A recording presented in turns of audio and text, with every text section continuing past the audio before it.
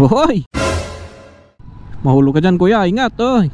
Mainit ngayon ang usaping ghost project. Si kayong contractor kas kada politiloko, maganad kayo. Babahain talaga kayo dyan.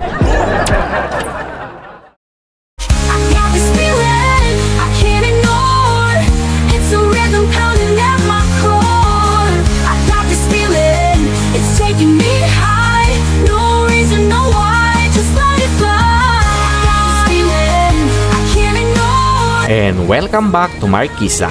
Sa bidyong ito ay mapag-uusapan natin ang ilan sa mga issue na nangyayari sa ating kapaligiran. Ang lahat ng inyong maririnig mula sa akin mga tol ay aking saloobin o opinion lamang. Yun bang may hugot o sa madaling salita may real talk tayo ngayon. Hoy! Good morning to everybody. Welcome back to Markisa. Yes. Ngayon pala ay holiday.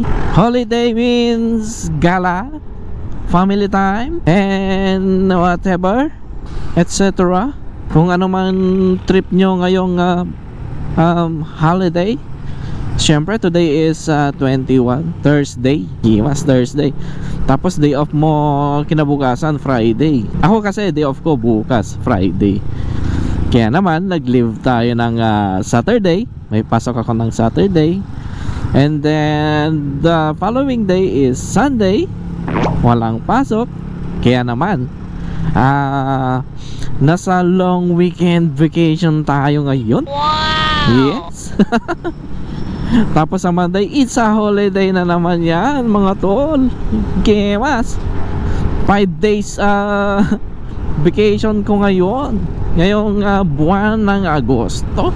Iwas from 21 to 25. Yes. Tara na naman at gumala. Ngayon pala mga tol ay pupunta ako sa bayan ng Bayombong.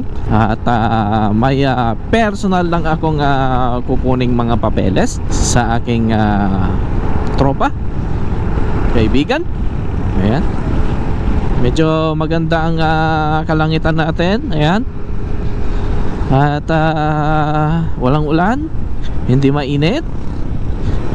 Napakagandang pagkakataon para mamasyal. Yes. Breathless, caught in a rush, every beat a little too much. Breathless, can't slow it down, feel alive, can't touch the ground.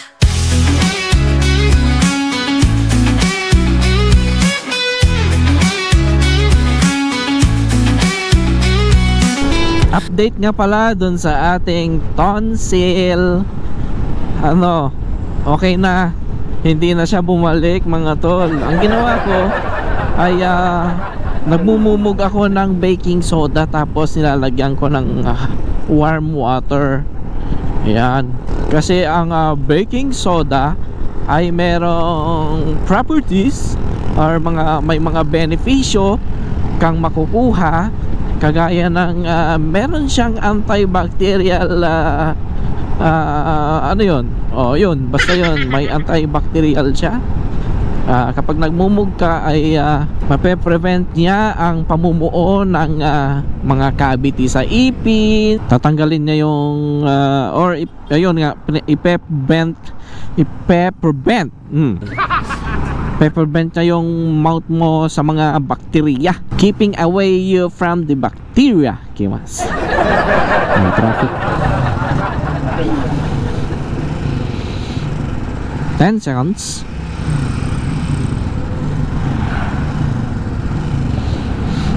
Yan, nandito tayo muli sa bypass at saka diversion pala. Diversion, sorry.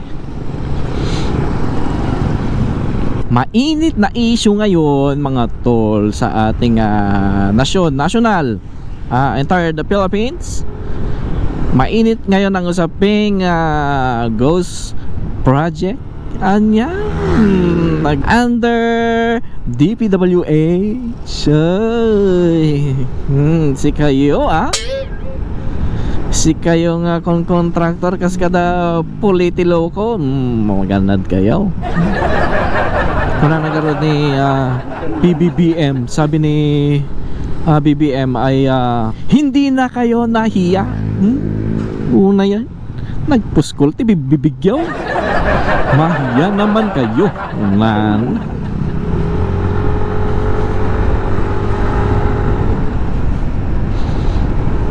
Talagtaktaka o brayaw sa mga flood control mga tol.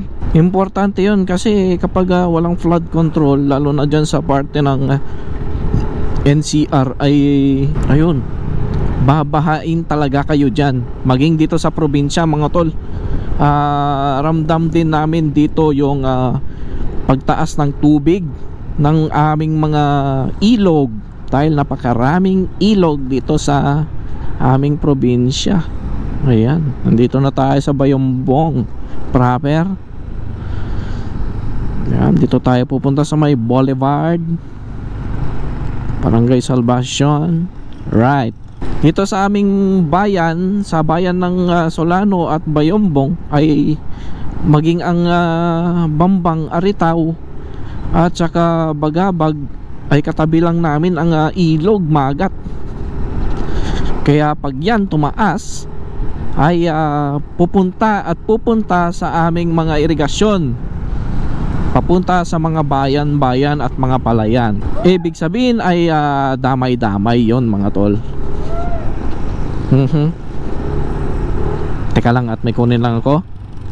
This is personal matters, kaya just wait lang. Oh, the stars shine, the never hums, every beat says, here it comes. Life goes on, oh, it's moving fast. Catch the moment, make it last. Say hey, don't blink, it's gone, yeah, yeah. Life goes on. Okay, all good. Let's continue. Yan. Ayan, flood control project. Apaw. Nakita bulbul sayo ti amuyo. Kahit anang ngay road, dapat lang managot yang mga gumawa ng hindi maganda sa pondo na para sa flood control. Madalas na may nakikita tayong ginagawang proyekto.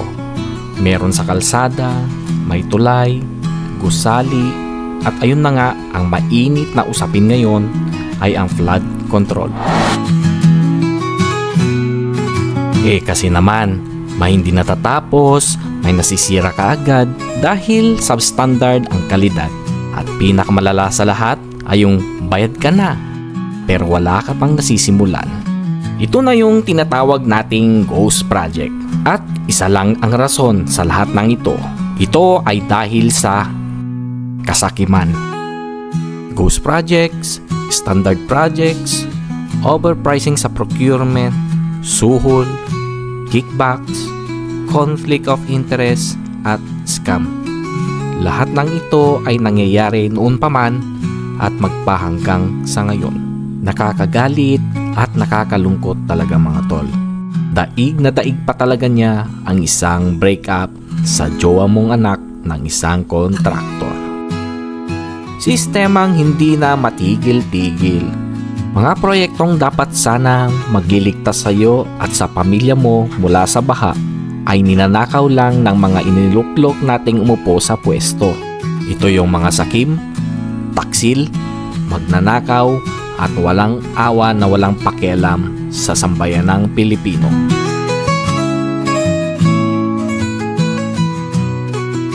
Hindi lang para sa flood control, maging sana tong mga daan natin dito sa Pilipinas ay isaayos naman sana, kasi harap-harapan na tayong niloloko mga tol. Yung mga daanan, kung pansin yung mga daanan okay pa, maayos pa, maayos na maayos, ay binabakbak. Samantalang yung mga lugar kung saan may sira talaga yung daanan ay binabaliwala lang dinadaan-daanan lang, hindi inaayos. So ano yan, para ano, para kapag magbabakbak ka yung mas malapit, para mas madaling gawin. Yan, tapos overprice yung pondo, no?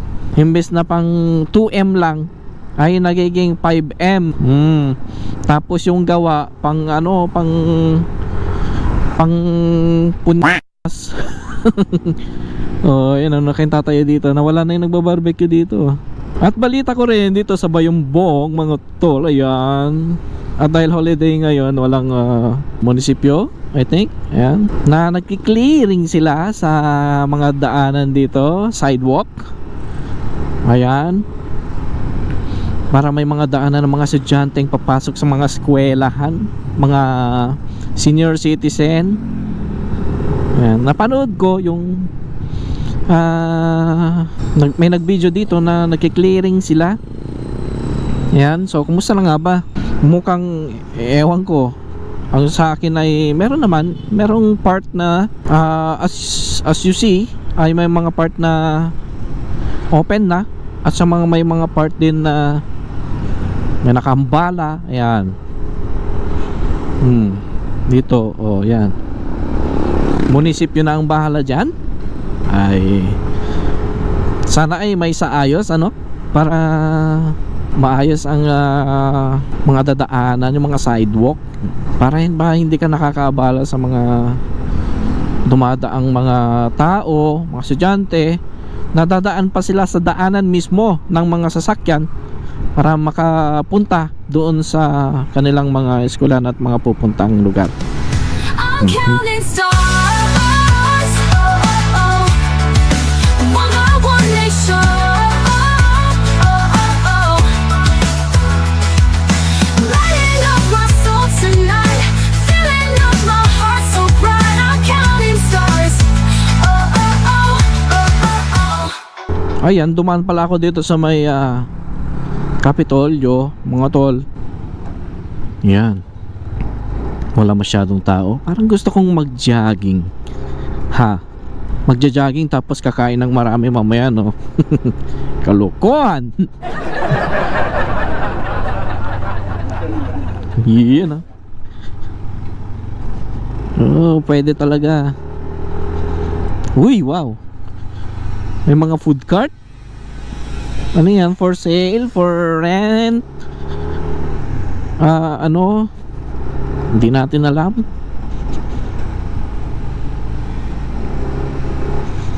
At ang Carlos Padilla Convention Center. Oh, ganda. Nice. Ayan, ano kayang gagawin dito? Lalagyan ng mga fence or mga mula, mga tanim.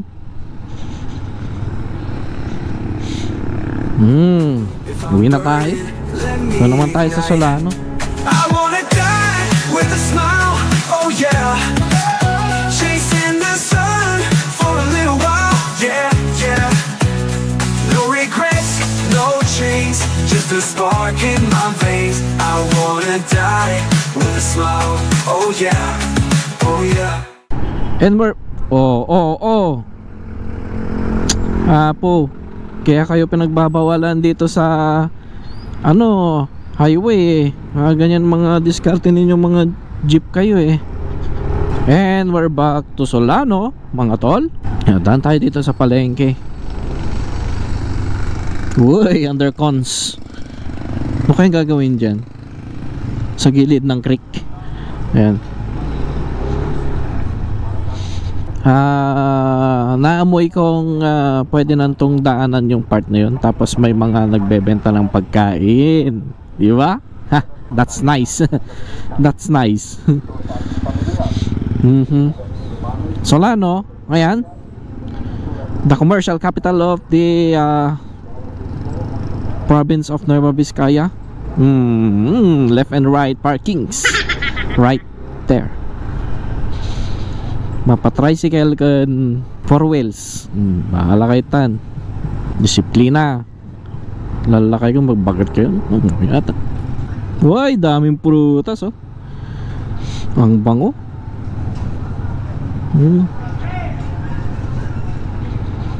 Ang bango, amoy kahel, amoy apple, amoy grapes. Halo-halo na mga tol. Amoy palengke. Siyempre iba rin yung amoy doon sa may mga nagbebenta ng mga karne at isda. Dito naman mga gulay. At doon din sa kabila. Napadaan lang tayo mga tol ay kompleto recados naman yung ating napamalengke na nasa bahay. So ayun, nagiging madaldal na ako ngayon. Kwentuhan muna tayo. Ito kasi yung paraan ko na kahit yung camera ko lang ang kausap ko ay makapagsalita ako ng maayos at mapanood ng wider group of audience. Dahil sa totoo lang, sa totoong buhay, mahiyain talaga ako. At hindi ako marunong magsalita at mag-express ng mga gusto kong sabihin sa harap ninyo at sa harap ng maraming tao. Yan talagang kahinaan ko. Yan ang kahinaan ni Marquisa, ang public speaking. Ngunit sa pamamagitan ng pagbablog ko, ayun, kahit papano ay nai-improve din natin ng konti. Hoy, mahulog ka dyan kuya, ingat oy. Naway sana'y maging ligtas tayong lahat. At sa buhay, laging tatandaan, stay healthy, stay safe, at pinaka-importante sa lahat, stay alive. See you on the next one mga tol. Thank you for watching.